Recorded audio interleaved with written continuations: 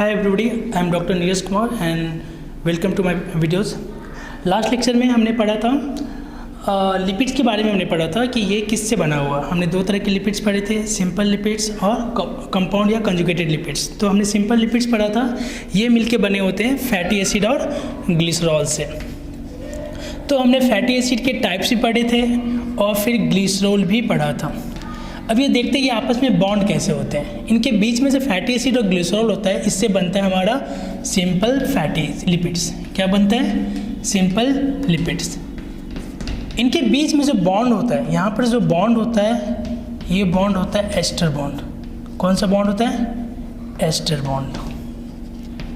Clear है? अब देखते हैं ये बनता कैसे है। फैटी एसिड का स्ट्रक्चर लास्ट वीडियो में हमने देखा था RCOOH। ये हमारा फैटी एसिड होता है। पहले हम ग्लिसरॉल का स्ट्रक्चर लिख लेते हैं, CH2OH, CHOH और CH2OH। जब इससे हमारा क्या जुड़ता है? Fatty acid. कुछ मैंने ब्रेक करके उसको लिखा है ताकि आसानी से हम बॉन्ड बनाने में सक्षम रहे। ठीक है, तो हमने ये एसिड लिखा। एसिड हमेशा H+ देता है, तो जब भी हमारा ये रिएक्ट करेगा तो ये H और ये HOH, ये जब रिएक्ट करेगा इससे एक वाटर मॉलिक्यूल निकल जाएगा। क्या निकल जाएगा? वाटर मॉलिक्यूल निकल जाएगा। और यहाँ पर जो बॉन्ड बनेगा वो बॉन्ड बनेगा एस्टर बॉन्ड। तो देखा जाए क्या बना है? CH2O C++OR और ये रहा एज इट इज़ ग्लिसरॉल की स्ट्रक्चर। तो हमने क्या किया? ये हमने ग्लिसरॉल लिया, ग्लिसरॉल को हमने रिएक्ट कर दिया फैटी एसिड से और ये जो हमारा कंपाउंड बन गया ये बना मोनोग्लिसराइड। इसे क्या बोलेंगे? मोनोग्लिसराइड। इसमें जब एक ग्लिसरॉल मॉलिक्यूल एक फैटी एसिड मॉलिक्यूल के साथ रिएक्ट करता है तो क्या बनता है हमारे पास? मोनोग्लिसराइड। अगर इसमें और इनमें जो बॉन्ड बनता है वो किसके किसके बीच में बनता है? एक फंक्शनल ग्रुप ये है OH, ग्लिसरॉल का जो फंक्शनल ग्रुप है OH है और ये एसिड है तो एसिड हमेशा H+ देता है, तो इसका H ये आपस में रिएक्ट करेगा और क्या निकल जाएगा? एक वाटर मॉलिक्यूल निकल जाएगा। यानी कि ये जो बॉन्ड यहाँ बन रहा है, ये जो बॉन्ड यहाँ बन रहा है, इस बॉन्ड को बोलते हैं एस्टर बॉन्ड। क्या बोलते हैं? Ester bond. यानी कि अगर पूछा जाए कि लिपिड्स में किस तरह का बॉन्ड बनता है तो किस तरह का बॉन्ड बनता है? फैटी एसिड और ग्लिसरॉल के बीच में एस्टर बॉन्ड बनता है। ये एस्टर बॉन्ड कैसा होता है? डिहाइड्रेशन होता है। इस बॉन्ड के फॉर्मेशन के दौरान क्या होता है? डिहाइड्रेशन। डिहाइड्रेशन का मतलब वाटर का निकलना। तो देख सकते हैं यहाँ पर जब ये रिएक्ट किया तो एक मॉलिक्यूल वाटर निकला है, हर एक बॉन्ड में एक वाटर मॉलिक्यूल निकला है और इससे क्या बनता है? एस्टर बॉन्ड बनता है। जब एक ग्लिसरॉल एक फैटी एसिड के साथ रिएक्ट करेगा तो क्या बनेगा? मोनोग्लिसराइड। क्या बनेगा? मोनोग्लिसराइड।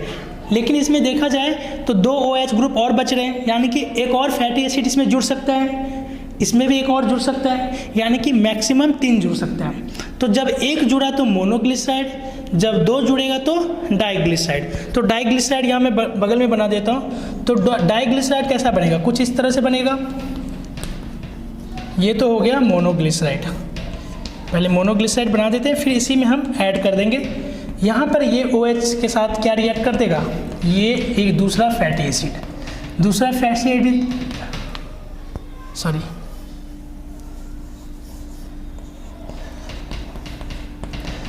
ये दूसरा फैटी एसिड वापस यहाँ भी क्या होगा? ये रिएक्ट करेगा और एक वाटर। ठीक है, तो अब हम प्रोटीन्स देखते हैं। हमने लिपिड्स देख लिया, अब हम प्रोटीन्स देखते हैं। प्रोटीन्स क्या है? This are polymers of amino acid. Amino acid के पॉलीमर्स है। यानी कि प्रोटीन जो होता है, अभी हम पढ़ेंगे 20 तरह के एमिनो एसिड्स हैं टोटल जो किसी भी लिविंग ऑर्गेनिज्म में पाया जाता है। मेनली अगर ह्यूमन की बात करें तो 20 टाइप्स ऑफ एमिनो एसिड्स हैं जो कि पाए जाते हैं प्रोटीन्स में। ये एमिनो एसिड्स आपस में बॉन्ड बना के पेप्टाइड बॉन्ड से जुड़े रहते हैं और लंबी चेन बनते हैं जिसको हम बोलते हैं पॉलीमर ऑफ एमिनो एसिड, जिसको हम प्रोटीन्स बोलते हैं। तो पहले हम एमिनो एसिड समझते हैं। एमिनो एसिड क्या? एमिनो एसिड को समझने के लिए हमें एक पहले मीथेन याद रहे। सबको पता है मीथेन क्या है? CH4, यानी कि 4 इसमें हाइड्रोजन जुड़े होते हैं। हम मीथेन से डिराइव करेंगे एमिनो एसिड का स्ट्रक्चर। तो एक एक हाइड्रोजन हम यहाँ से रिप्लेस करते जाएंगे और उसकी जगह पे हम दूसरे ग्रुप ऑफ एटम्स यहाँ ऐड करते जाएंगे और हमारा एमिनो एसिड बनके तैयार हो जाएगा। तो देखते हैं कैसे बनता है। तो जैसा नाम है एमिनो एसिड, यानी कि एक ग्रुप क्या होगा हमारा एमीन, एक ग्रुप क्या होगा एमीन। एमीन कैसे लिखते हैं NH2। एमीन कौन सा ग्रुप होता है NH2, ये हमारा एमीन ग्रुप हो गया। दूसरा नाम क्या है एसिड, तो एसिड ग्रुप यहाँ पर कौन सा होता है कार्बोक्सिलिक एसिड यानी कि COOH। तो यानी कि एक हाइड्रोजन जब हम हटाएंगे तो इसके जगह पे हम क्या लगा देंगे, एक हाइड्रोजन की जगह एसिड लगा दिए। जब दूसरा हाइड्रोजन हटाएंगे तो इसकी जगह हम क्या लगा देंगे, एमीन ग्रुप लगा देंगे। एक हाइड्रोजन एज इट इज रहने देंगे और जो आखिरी हाइड्रोजन है उसे हटा के हम यहाँ R ग्रुप लगा देंगे। क्या लगा देंगे, R ग्रुप। ये हमारा हो गया एमिनो एसिड। ये क्या हो गया एमिनो एसिड। ये हमने बेसिक फ्रेम बनाया है, एमिनो एसिड का बेसिक स्ट्रक्चर है ये एमिनो एसिड का। यानी कि एक कार्बन जिसकी तरफ एक ग्रुप होगा एमीन, दूसरा होगा एसिड, एमिनो एसिड। जैसा नाम वैसा वो सेटिस्फाई कर रहा है कंडीशन। साथ में एक हाइड्रोजन होगा और एक होगा R ग्रुप। ये R ग्रुप क्या होता है, तो R ग्रुप होता है वेरिएबल ग्रुप। क्या होता है वेरिएबल ग्रुप, यानी कि इसका डाटा वेरिएबल, ये वेरिएबल ग्रुप है। इसका मतलब हुआ कि इसमें कुछ भी हो सकता है, यानी कि कार्बन का कोई भी चेन हो सकता है या एक कार्बन का चेन हो, दो कार्बन का चेन हो, 3 4 5, कुछ भी अलग अलग ग्रुप, कोई भी बड़ी सी है बल्कि ग्रुप भी यहाँ आकर के जुड़ सकती है। ये R ही अब डिसाइड करेगा कि ये एमिनो एसिड, हमने बोला है टोटल कितने तरह के एमिनो एसिड्स होते हैं 20 होते हैं। कितने होते हैं 20 एमिनो एसिड्स होते हैं। तो ये जो 20 टाइप के एमिनो एसिड्स हैं वो 20 टाइप के कैसे बनेंगे, ये 20 टाइप के होंगे। ये R की वैल्यू कितने होंगे, अलग अलग में 20 R के वैल्यू हो जाएंगे। पहला हम सबसे छोटी वैल्यू R की क्या मान सकते हैं, R की वैल्यू सबसे छोटी जो हो सकती है वह H की हो सकती है, सबसे छोटी H मान सकते हैं। या फिर उससे बड़ी हो क्या मैं CH3 मान सकते हैं। उसके बाद CH2OH ले सकते हैं। यानी कि हम इस तरह से धीरे धीरे हम R की वैल्यू बदलते जाएंगे और जैसे जैसे R की वैल्यू बदलते जाएंगे हमारा एमिनो एसिड का टाइप भी बदलता जाएगा। तो टोटल 20 एमिनो एसिड्स हैं, तो ये R की वैल्यू भी लगभग कितने होंगे 20 अलग अलग तरह के R की वैल्यू आएगी जो कि हमें 20 तरह के एमिनो एसिड्स बनाएंगे। तो सबसे पहले देखते हैं, तो ये हमारा 3 चीज़ तो फिक्स हो गया, ये और ये हमारा फिक्स है। बस R हमारा क्या है फिक्स्ड नहीं है, ये क्या है नॉट फिक्स्ड। ये R बदलता जाएगा, हमारा एमिनो एसिड का टाइप बदलता जाएगा। तो सबसे पहले अगर R का वैल्यू H है तो इसे कहते हैं ग्लाइसिन। क्या बोलते हैं ग्लाइसिन। पहला एमिनो एसिड, सबसे सिंपल एमिनो एसिड, हमारा सबसे सिंपल एमिनो एसिड क्या है ग्लाइसिन, ये पहला। अगर R का वैल्यू CH3 है तो उसको बोलते हैं एलेनिन। क्या बोलते हैं एलेनिन। ये हमारा दूसरा एमिनो एसिड हो गया। इसके अलावा तीसरा R का ग्रुप है CH2OH, तब इसको बोलते हैं सेरीन। ये हमारे NCERT में भी मेंशन किया हुआ है, हम NCERT बेसिस पे ही चल रहे हैं। तो 3 अमीनो एसिड्स हैं जिनके स्ट्रक्चर आपको याद रखने हैं। तो R का वैल्यू जैसे जैसे बदला हमारा एमिनो एसिड का टाइप भी बदलते गया, यानी कि ये 3 ग्रुप सेम है, बस R बदलना है। R अगर हमारा H है तो ग्लाइसिन हो गया, R हमारा CH3 है यानी कि मिथाइल ग्रुप है तो एलेनिन हो गया, R हमारा मिथाइल अल्कोहल है तो क्या हो जाएगा सेरीन हो जाएगा। इस तरह से हमारे अलग अलग यानी कि और भी 17 और भी R के वैल्यूज़ होंगे जो कि हम पुट करेंगे तो क्या होंगे हमारे बाकी के 17 एमिनो एसिड्स भी आ जाएंगे। क्लियर है। अब यहाँ तक हमने एमिनो एसिड बनाना समझ में आया। अब यहाँ पर amino acid as zwitterion, एक कॉन्सेप्ट आता है ज्यूटर आयन का। किसका ज्यूटर आयन का। ज्यूटर आयन समझते हैं क्या होता है। एक्चुअली अगर एक ही स्पीसीज में सिंगल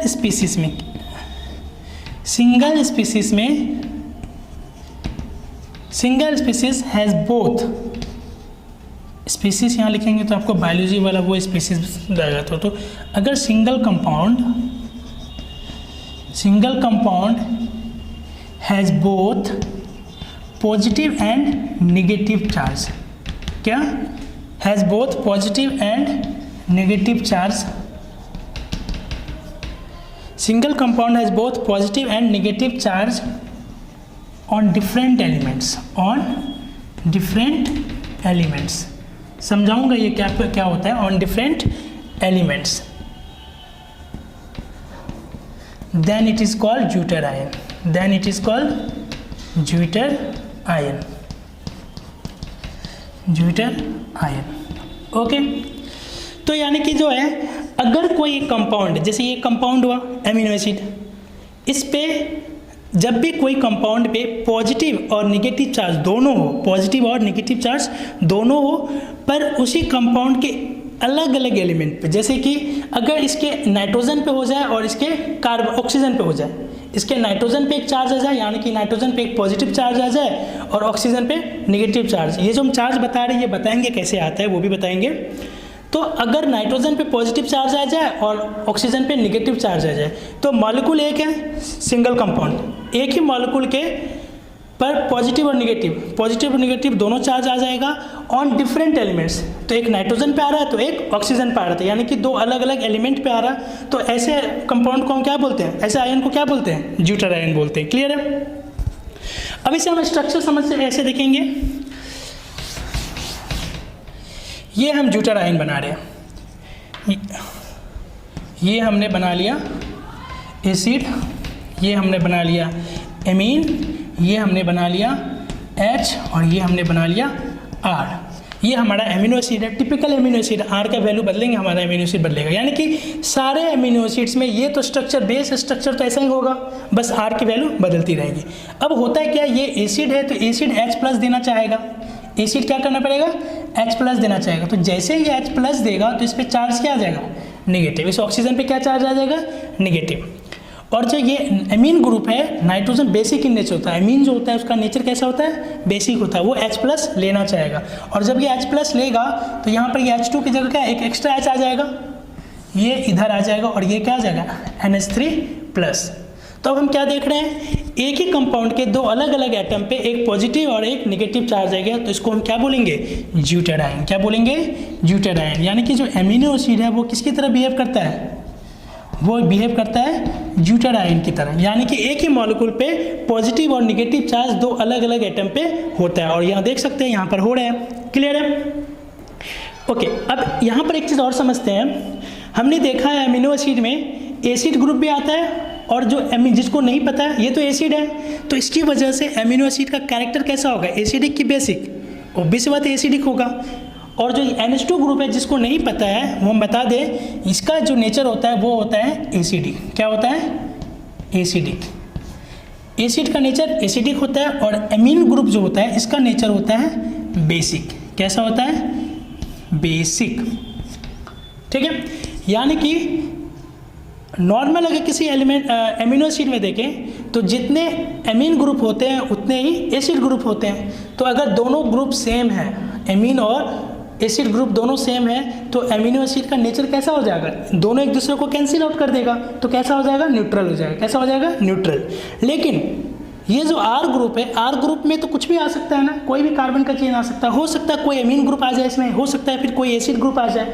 तो R में अगर कोई एक इन दोनों में से कोई ग्रुप आ गया, माने सपोज के लिए पहला केस मान लेते हैं कि कोई NH2 ग्रुप इस R के अंदर भी आ जाता है, तो ओवरऑल इस कंपाउंड में एसिड ग्रुप तो एक है पर बेसिक ग्रुप दो हो गया, तो ओवरऑल इसका नेचर कैसा हो जाएगा, एसिडिक की बेसिक, बेसिक हो जाएगा, क्योंकि अब दो बेसिक स्ट्रक्चर आ जाएगा।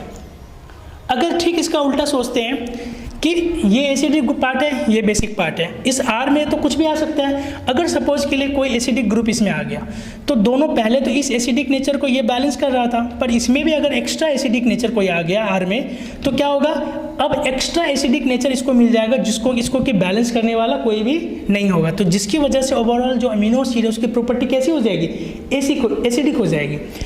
और जिनमें नहीं आएगा इसमें ना एसिडिक ना बेसिक, तो बस यही दोनों एसिडिक और बेसिक नेचर रहेंगे, जो ये दोनों आपस में एक दूसरे की एसिडिक और बेसिक प्रॉपर्टी को कैंसिल आउट करेंगे, जिसकी वजह से एमिनो एसिड का नेचर कैसा होगा, बिल्कुल न्यूट्रल, ना एसिडिक होगा ना बेसिक, क्योंकि इसकी एसिडिक नेचर को ये कैंसिल आउट कर देगा, इसकी बेसिक नेचर को ये कैंसिल आउट करेगा, यानी कि न्यूट्रलाइज कर देगा। अगर इसमें कोई बेसिक या एसिडिक स्ट्रक्चर आ जाता है तो उसके हिसाब से एमिनो एसिड का नेचर हो जाएगा। यानी कि अब अगर हम बात करें तो हमारे जो 20 एमिनो एसिड्स हैं, अभी हम 20 के 20 एमिनो एसिड्स लिखेंगे, उनके टाइप भी पढ़ेंगे, तो इनका हम डिस्ट्रीब्यूशन देखेंगे। ठीक है, अभी देखते हैं। तो अब हम देखते हैं टाइप्स ऑफ एमिनो एसिड। क्या देखते हैं, टाइप ऑफ एमिनो एसिड। लेकिन ये जो हमारा बेसिस होगा एसेंशियलिटी, यानी कि 2 तरह के अमीनो एसिड्स होंगे। टोटल जो ह्यूमन बींग है किसी भी लिविंग सिस्टम में पाया जाता है 20 टाइप्स ऑफ अमीनो एसिड्स हैं। कितने हैं? 20 टाइप्स ऑफ अमीनो एसिड्स हैं। इन 20 को हमने 2 कैटेगरी में बांट दिया। एक हमारा है एसेंशियल अमीनो एसिड और दूसरा है नॉन एसेंशियल अमीनो एसिड। पर जो एसेंशियल और नॉन एसेंशियल अमीनो एसिड है उनको हम कैसे क्लासीफाई करेंगे, तो उनको ऐसे समझें, जिसकी हमें ज़्यादा ज़रूरत है, हमारे बॉडी में जिसकी ज़्यादा ज़रूरत है उनको हम बोलते हैं एसेंशियल, और जिनकी हमें ज़्यादा ज़रूरत नहीं है उनको हम बोलते हैं नॉन एसेंशियल। ऐसा नहीं है, ठीक है, मजाक कर रहा हूँ। एक्चुअली जो हमारी बॉडी बनाती है खुद, उसकी हमें ज़रूरत ज़्यादा नहीं है, यानी कि उसकी कमी हमें कभी भी महसूस नहीं होगी। हमारी बॉडी खुद बना लेती है तो उसकी हमें कमी महसूस नहीं होगी, तो वो हमारे लिए एसेंशियल ना होकर क्या हो जाएगा? Non essential. यानी कि ये हमारी बॉडी नहीं बनाती है। नॉन एसेंशियल क्या है? Prepared by our body, prepared by our body, ये हमारी बॉडी खुद से बना लेती है, तो ये है नॉन एसेंशियल, क्योंकि इसे हम उसकी कभी भी कमी हमें महसूस नहीं होगी, इसलिए वो एसेंशियल नहीं है। लेकिन जो अमीनो एसिड्स हमारी बॉडी नहीं बना सकती है उसे हमें बाहर से लेना पड़ेगा, फूड से लेना पड़ेगा, फूड सोर्स से लेना पड़ेगा। ऐसे अमीनो एसिड्स को हम क्या बोलते हैं? एसेंशियल। इसकी अक्सर हमारी बॉडी में कमी हो जाएगी, क्योंकि अगर ऐसे अमीनो एसिड से भरपूर अगर हम खाना नहीं खाते, वैसे प्रोटीन रिच खाना नहीं लेते हैं, तो अक्सर उसकी डेफिशिएंसी हमारी बॉडी में देखने को मिलेगी और उससे डेफिशिएंसी सिम्टम्स में आएंगे। तो जो हमारी बॉडी खुद नहीं बना सकती है, बाहर से भोजन से लेना पड़ता है, उसे एसेंशियल अमीनो एसिड कहेंगे, और जो हमारी बॉडी खुद बना सकती है, उसकी कभी भी डेफिशिएंसी नहीं होती है जनरली, उसे कहेंगे नॉन एसेंशियल अमीनो एसिड। तो टोटल हमारे 20 हैं, तो 20 के जो 10 जो हैं वो हमारे एसेंशियल है और 10 जो है वो नॉन एसेंशियल है। तो एसेंशियल कौन कौन से हैं? Isoleucine, leucine, valine, methionine, phenyl alanine, threonine, tryptophan, lysine, arginine और हिस्टीडिन, ये हमारे हैं एसेंशियल अमीनो एसिड्स। दूसरा ये glutamic acid, aspartic acid, alanine, asparagine, cysteine, glycine, proline, serine, tyrosine और ग्लूटामिन, ये हमारे हैं नॉन एसेंशियल अमीनो एसिड्स, यानी कि ये अमीनो एसिड्स हमारी बॉडी में बनती है। अब इसमें एक चीज़ और जो हमने अभी थोड़ी देर पहले डिस्कस किया था कि इस जो अमीनो एसिड का स्ट्रक्चर होता है, इसमें क्या होता है? 2 बातें होती हैं। ये हम वापस बना रहे, ये इधर बना लेते हैं। ये हमारा अमीनो एसिड है जिसका कि स्ट्रक्चर कुछ हमने इस तरह से बनाया था, ओके, ये H और ये R ग्रुप है। हमने बोला अगर NH2 ग्रुप इसमें आ सकता है ना एक्स्ट्रा, देखो ये चिन्ह तो चेंज नहीं होने वाला, पर ये R ग्रुप तो वेरिएबल है, इसके अंदर हम कुछ भी डाल सकते हैं, कोई भी कार्बन का चेन हो सकता है ऐसा कोई ग्रुप हो एलिमेंट जिसमें एक NH2 ग्रुप आता हो, या फिर कोई COOH ग्रुप आता हो, यानी कि कोई भी एसिडिक या बेसिक ग्रुप इसके अंदर आ सकता है। इसलिए अगर NH2 ग्रुप की संख्या ज़्यादा है किससे? COOH की, तो ऐसे अमीनो एसिड को हम क्या बोलेंगे? Basic amino acid. क्या बोलेंगे? बेसिक अमीनो एसिड्स, ठीक है। अगर NH2 की संख्या ओवरऑल जो है कम है COOH के ग्रुप से, यानी कि एसिडिक, ये COOH यानी कि एसिडिक ग्रुप ज़्यादा बढ़ गया, तो उसको बोलेंगे एसिडिक अमीनो एसिड। क्या बोलेंगे? Acidic amino acid. ये हमने एसेंशियलिटी पे बताया टाइप्स, ये हम बता रहे हैं एसिडिक, बेसिक और न्यूट्रल नेचर पे बता रहे हैं। अगर दोनों NH2 ग्रुप और COOH ग्रुप की संख्या बराबर है, यानी कि दोनों एक दूसरे के क्या होगा? एसिडिक बेसिक नेचर को बैलेंस कर देगा, तो उन ऐसे अमीनो एसिड्स को बोलेंगे न्यूट्रल अमीनो एसिड्स। उसका नेचर ना एसिडिक होगा ना बेसिक होगा। वापस हम बताते हैं, NH2 का जो नेचर होता है वो बेसिक होता है, ठीक है, तो इसकी वजह से बेसिक कैरेक्टर्स बढ़ेंगे। COOH का जो नाम ही है कार्बोक्सिलिक एसिड, यानी कि इसकी वजह से एसिडिक कैरेक्टर बढ़ेगा। ये एसिड है, ये एक बेसिक नेचर का है, तो इसकी वजह से बेसिक कैरेक्टर, इसकी वजह से एसिडिक कैरेक्टर। तो अगर इसकी संख्या ज़्यादा हो जाती है R में, ये तो फिक्स है, R में आ सकता है, अगर R में NH2 ग्रुप एक्स्ट्रा आ गया इसके कंपेयर में, तो नेचर ओवरऑल एमिनो एसिड का नेचर बेसिक हो जाएगा। अगर COOH ग्रुप R में आ गया एक्स्ट्रा, तो ओवरऑल एमिनो एसिड का नेचर एसिडिक हो जाएगा। लेकिन अगर इसमें ना कोई आता है, ना एमीन ग्रुप आएगा ना एसिड ग्रुप आएगा R के अंदर, या फिर दोनों आए तो दोनों बराबर में आए, तो क्या होगा? जितने NH2 ग्रुप होंगे उतने ही COOH ग्रुप हो जाएंगे। तो दोनों ये बेसिक और एसिडिक दोनों का नेचर क्या होगा? आपस में एक दूसरे को न्यूट्रलाइज कर देगा और अमीनो एसिड कैसा हो जाएगा? हमारा न्यूट्रल हो जाएगा। अब बात करें इन 20 में से कौन कौन से एसिडिक हैं, कौन कौन से बेसिक हैं और कौन से न्यूट्रल है। तो आसान है, हमें जो याद करना है, हमें दो याद करने हैं। हमें एसिडिक और बेसिक याद रखने हैं, न्यूट्रल याद नहीं रखने हैं। जो बच जाएंगे वो न्यूट्रल हो जाएंगे। तो देखते हैं कौन कौन से हैं। ये तीन, लाइसिन, आर्जिनिन और हिस्टिडीन, ये हमारे होते हैं बेसिक एमिनो एसिड्स। क्या होते हैं? Basic amino acids. जब हम डीएनए पढ़ाएंगे, यानी कि राइबोन्यूक्लिक एसिड पढ़ाएंगे, डीएनए और क्रोमोसोम का जो बाइंडिंग वगैरह पढ़ाएंगे, तो उसमें अगर हम बताएंगे बायोमोलिक्यूल्स, जब उसमें जाएंगे तो वहाँ पर बताएंगे जो हिस्टोन प्रोटीन्स होती है ना, बेसिक प्रोटीन्स, वो इन्हीं एमिनो एसिड से बनती है। ठीक है, अब यहाँ बात करें तो बेसिक तो हमें पता गया। एसिडिक, नाम में ही एसिड है, एक है ग्लूटामिक एसिड, दूसरा है एस्पार्टिक एसिड। ये दोनों होते हैं हमारे कैसे एसिड? Acidic amino acid. कैसे हैं? Acidic amino acid. यानी कि टोटल 20 में से 3 हमारे बेसिक हैं, 2 हमारे एसिडिक हैं, तो बचे न्यूट्रल कितने हैं? 15 हैं। तो 15 के नाम अगर पॉसिबल हो तो ये सारे नाम याद कर लो, अच्छा है। नहीं तो कम से कम कुछ कुछ एसेंशियल याद कर लो, तो ये तो रहेगा क्वेश्चन। अक्सर जो अगर नीट के कंसेप्ट से पूछे उसके वाइज, तो नीट में क्या होता है कि कितनी बार चूज द करेक्ट ऑप्शन देता है कि विच of the following is essential. अगर हमने एसेंशियल सिर्फ 10 याद कर रखा है, तो अगर उसमें से एसेंशियल कौन है नहीं है ये पता कर सकते हैं। या फिर अगर पूछ दे which of the following is non essential, तो अगर एक हमें याद है तो दूसरा हम ऑटोमेटिक हम पॉइंट आउट कर सकते हैं और करेक्ट ऑप्शन तक पहुंच सकते हैं। तो कोई एक याद कर लो, या तो ये या तो ये। ठीक है, इसमें से 3 तो ऐसे भी याद करने जाएंगे, लाइसिन, आर्जिनिन और सेरिन, ग्लाइसिन और एलेनिन। ये 3 तो ऐसे सिंपल हमने स्ट्रक्चर भी बनाए थे, एनसीईआरटी में भी इसकी डायग्राम दे रखे हैं। तो ये 3 तो ऐसे याद है कि बाकी 7 इसमें 2 याद ही हो गए, ग्लूटामिक एसिड और एस्पार्टिक एसिड। 5 तो ऐसे याद हो गए, बाकी 5 याद कर लेंगे तो ये 5 याद हो गए। तो ऑटोमेटिक ये नहीं है तो ये होंगे, समझ में आ सकता है। अगर मानो ये अगर मिल गया तो हमें पता है ये नॉन एसेंशियल एमिनो एसिड्स हैं। अगर ये मिल गया एक भी, तो अगर ये नहीं मिला तो बाकी जो भी मिलेंगे वो एसेंशियल एमिनो एसिड्स हो जाएगा।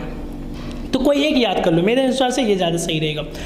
और इसके बाद हम जो है 20 में से 5 हमें याद रखने हैं, जो कि क्या है? एसिडिक और बेसिक। ये 2 हमारे एसिडिक हो गए और ये 3 हमारे बेसिक हो गए। अब बाकी जो 15, 3 2 5 हो गए, बाकी जो 15 हैं ये हमारे कैसे हैं? न्यूट्रल है। इसमें NH2 और COOH के ग्रुप की नंबर सेम है, इसकी वजह से ये क्या है? Neutral amino acid. क्लियर है? ओके, तो अब हम पढ़ेंगे, हमने पढ़ लिया प्रोटीन में। प्रोटीन हमने पहले पढ़ा था, प्रोटीन क्या है? पॉलीमर है एमिनो एसिड का।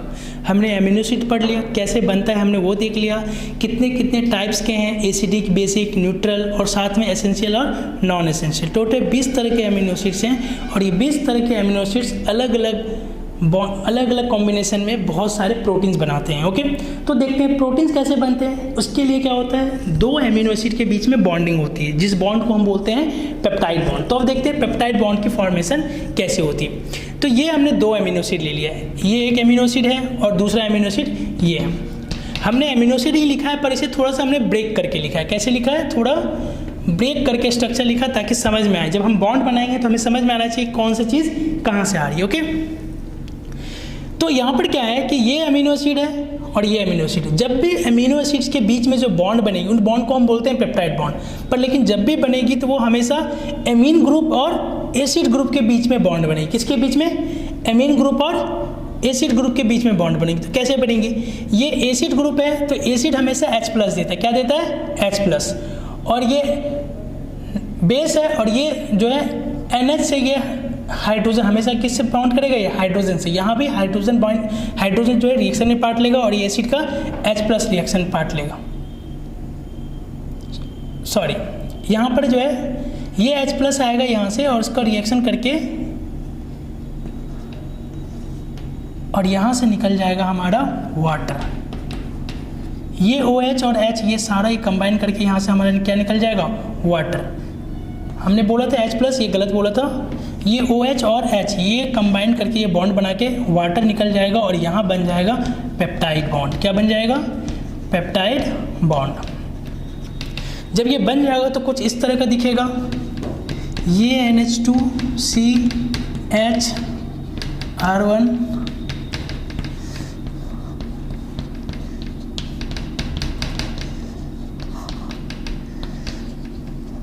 तो ये हमारा एक एमिनो एसिड ये था, एक एमिनो एसिड ये था, ये आपस में ज्वाइन करके ये हमारा क्या बन गया? ये रहा हमारा पेप्टाइड बॉन्ड। क्या बन गया?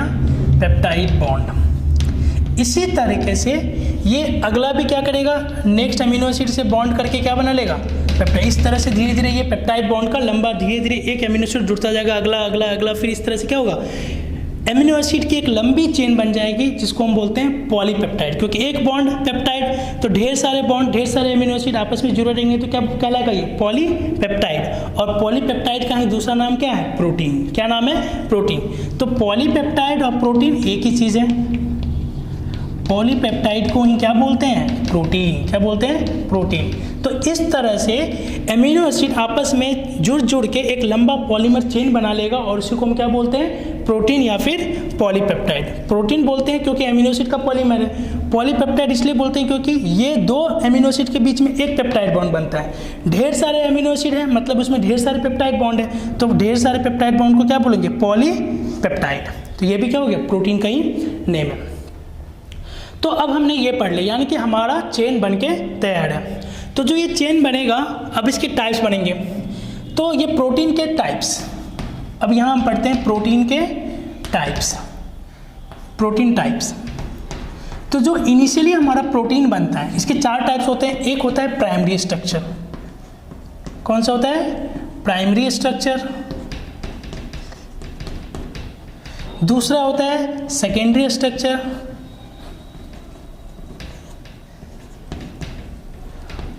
तीसरा होता है टर्सरी स्ट्रक्चर।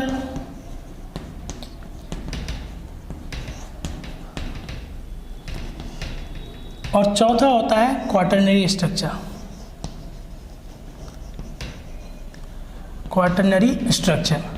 अभी हम बारी से एक एक करके डिटेल में देखेंगे ये स्ट्रक्चर होते क्या हैं।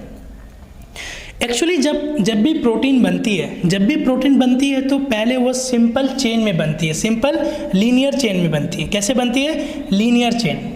ये जो लीनियर चेन होता है, लंबा सीधा सा चेन, ये ढेर सारे इसमें अमीनो एसिड आपस में जुड़े रहते हैं, आपस में बीच बीच में ये सब अमीनो एसिड आपस में जुड़े हुए लंबा सीधा सा चेन बनता है। इसको हम बोलते हैं लीनियर चेन, जो होता है प्राइमरी स्ट्रक्चर। प्रोटीन का जो सबसे पहले जैसे प्रोटीन बना तो प्रोटीन का स्ट्रक्चर कुछ ऐसा होता है, सीधा सा चेन होता है जिसमें ढेर सारे अमीनो एसिड्स आपस में जुड़े होते हैं। इसमें किसी भी तरह की कोआलिंग मोड्स और किसी भी तरह का घुमावदार नहीं होता है।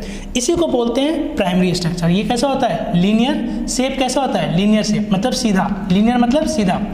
और इसी को बोलते हैं प्राइमरी स्ट्रक्चर। क्या बोलते हैं, प्राइमरी स्ट्रक्चर या फिर 1 डिग्री स्ट्रक्चर। 1 डिग्री स्ट्रक्चर भी बोलते हैं, 1 डिग्री स्ट्रक्चर। दूसरा आता है हमारा, अगर ये स्पाइरल कॉइलिंग हो जाए, किस तरह से, इस तरह से स्पाइरल कॉइलिंग हो जाए, इसको बोलते हैं स्पाइरल कॉइलिंग। स्पाइरल कॉइलिंग इसको बोलते हैं, ये हो गया सेकेंडरी स्ट्रक्चर या 2 डिग्री सेकेंडरी स्ट्रक्चर। जब प्रोटीन ऐसे बनता है उसके बाद क्या होता है, प्रोटीन में कॉइलिंग होती है। जैसे जैसे हम ये प्राइमरी से सेकेंडरी, सेकेंडरी से टर्सरी, टर्सरी से क्वार्टरनी जाएंगे, इस स्ट्रक्चर में कॉइलिंग बढ़ता जाएगा। कॉइलिंग बढ़ने की वजह से क्या होगा, स्ट्रक्चर की स्टेबिलिटी बढ़ जाएगा, ये ज़्यादा स्टेबल होता जाएगा। और जैसे जैसे ये स्टेबल होता जाएगा, इसमें स्टेबल क्यों होगा, इसके बीच में बहुत सारे अदर बॉन्ड्स, हाइड्रोजन बॉन्ड्स और दूसरे तरह के बॉन्ड्स जो है बन के इनके बीच में बढ़ने लग जाते हैं और ये क्या करते हैं, स्ट्रक्चर को और भी ज़्यादा स्टेबल कर देते हैं। याद रखिए, ये जो प्राइमरी स्ट्रक्चर होता है ये किसी भी काम का नहीं होता, ये बनता जरूर ऐसे है, फिर इसमें सेकेंडरी कॉइलिंग, फिर टर्सरी कॉइलिंग और फिर क्वाटरनरी स्ट्रक्चर बनती है। तो हमने प्राइमरी देख लिया, ये बनता है, इसके बाद इसमें कॉइलिंग होती है तो क्या बन जाता है, ये सेकेंडरी स्ट्रक्चर। इसके बीच में क्या होता है, ये जो कॉइलिंग होती है इसके बीच में हाइड्रोजन बॉन्ड वगैरह बनना शुरू हो जाता है। अभी हम हाइड्रोजन बॉन्ड बताएंगे किस किस पे बनता है, ठीक है, ये बता देते हैं। जब भी हाइड्रोजन NO और F, नाइट्रोजन, ऑक्सीजन और फ्लोरीन, इन तीनों में से किसी के साथ भी हाइड्रोजन कहीं सामने पड़ेगा तो इनके बीच क्या बना लेगा, हाइड्रोजन बॉन्ड। क्या बना लेगा, हाइड्रोजन बॉन्ड। क्योंकि नाइट्रोजन, ऑक्सीजन और फ्लोरीन ये हाईली इलेक्ट्रोनेगेटिव एलिमेंट्स होते हैं और हाइड्रोजन जब भी इनके आसपास पड़ता है, यानी कि अगर मान लो ये जो हम स्ट्रक्चर, इसमें हाइड्रोजन है, ढेर सारे हाइड्रोजन है, अगर ये हाइड्रोजन इसके नाइट्रोजन के आसपास पड़ गया तो क्या बना लेगा, जैसे कि कोई भी ये ऑक्सीजन है तो इस ऑक्सीजन और ये नाइट्रोजन के बीच में क्या बन सकता है, हाइड्रोजन बॉन्ड। ये हाइड्रोजन में वीक बॉन्ड होता है, पर ढेर सारे हाइड्रोजन है, ढेर सारे नाइट्रोजन और ऑक्सीजन है, जो कि तुम्हारा क्या बना लेगा, ढेर सारे हाइड्रोजन बॉन्ड्स बना लेगा, जिससे कि स्टेबिलिटी बढ़ जाती है। तो धीरे धीरे ये क्या होता है, इस तरह की कॉइलिंग जो होती है, कॉइलिंग होती जाती है, उसमें हाइड्रोजन बॉन्ड्स बनते जाते हैं और ये स्टेबिलिटी बढ़ती जाती है। इसके बाद हमारा टर्सरी स्ट्रक्चर आएगा, 3 डिग्री स्ट्रक्चर आएगा। वो कैसा होगा, इस तरह का होगा, मतलब ये कॉइलिंग सुपर कॉइलिंग हो जाएगी इस तरह की, और ढेर सारे एक ही चेन, एक ही लंबी चेन आपस में ढेर सारी कॉइलिंग करेगी और इसमें ढेर सारे पॉकेट्स बन जाएंगे, अलग अलग पॉकेट्स बन जाएंगे और इसमें ढेर सारे हाइड्रोजन बॉन्ड्स बनकर के इसकी स्टेबिलिटी इससे भी ज़्यादा हो जाएगी। इसको बोलते हैं ग्लोबुलर स्ट्रक्चर। क्या बोलते हैं, ग्लोबुलर स्ट्रक्चर। ये हम स्ट्रक्चर बोल रहे हैं और ये इसका स्ट्रक्चर दिखने में ये लीनियर शेप है, ये स्पाइरल है और ये गेंद जैसा आकार है, तो ग्लोबुलर। ये प्राइमरी स्ट्रक्चर हो गया प्रोटीन का, ये सेकेंडरी स्ट्रक्चर और ये टर्सरी स्ट्रक्चर। इसके बाद क्या होता है, चौथा जो है क्वाटरनरी स्ट्रक्चर। जब भी 2 या 2 से ज़्यादा प्रोटीन की चेन, 2 या 2 से ज़्यादा प्रोटीन की चेन आपस में कॉइल कर ले, इस तरह से एक प्रोटीन चेन और दूसरा प्रोटीन चेन या तीसरा भी ले लो, 3 प्रोटीन चेन, 2 या 2 से ज़्यादा प्रोटीन चेन आपस में जब जुड़ जाए, वो जो स्ट्रक्चर बनाता है उसे कहते हैं क्वाटरनरी स्ट्रक्चर। क्या बोलते हैं, क्वाटरनरी स्ट्रक्चर। जैसा कि हमें देखने को किस में मिलता है, ये मिलता है हमें एंटीबॉडीज़ में। किस में मिलता है, एंटीबॉडी की स्ट्रक्चर में। ओके, वापस हम एक्सप्लेन कर देते हैं। ये प्राइमरी स्ट्रक्चर होता है, जैसे ही प्रोटीन बनता है लीनियर चेन होता है, धीरे धीरे इसमें कॉइलिंग होकर ये सेकेंडरी स्ट्रक्चर बन जाती है, फिर ये फर्दर कॉइलिंग होकर के ग्लोबुलर टर्सरी स्ट्रक्चर, यहाँ तक सिंगल पॉलीपेप्टाइड का चेन होता है, यानी कि सिंगल प्रोटीन का चेन होता है। पर जो क्वाटरनरी स्ट्रक्चर होती है उसमें 2 या 2 से ज़्यादा प्रोटीन के चेन इन्वॉल्व होते हैं, 2 हो सकते हैं, 3, 4, 5 अगर इन्वॉल्व होकर के, जैसे कि एंटीबॉडी में 4 होते हैं, 2 हैवी चेन होते हैं, 2 लाइट चेन होते हैं, ये मिल करके 4 पॉलीपेप्टाइड का चेन मिलकर एक स्ट्रक्चर बनाते हैं, क्या, एंटीबॉडी। अब हम समझते हैं इस तरह की कॉइलिंग क्यों होती है। पहली बात, ये अनस्टेबल होता है। क्या होता है, अनस्टेबल होता है। ऐसा करने से इसमें हाइड्रोजन बॉन्ड्स बढ़ते जाते हैं, अलग अलग तरह के भी बॉन्ड्स बढ़ते हैं जिसकी इससे स्टेबिलिटी बढ़ती है। साथ में ये नॉन फंक्शनल होता है। ये जो होता है क्या होता है, नॉन फंक्शनल। जनरली प्राइमरी और सेकेंडरी स्ट्रक्चर नॉन फंक्शनल होता है, पर मैक्सिमम हमारे बॉडी में जितने भी इंजाइम्स होते हैं, मैक्सिमम इंजाइम्स हमारे प्रोटीन के बने होते हैं।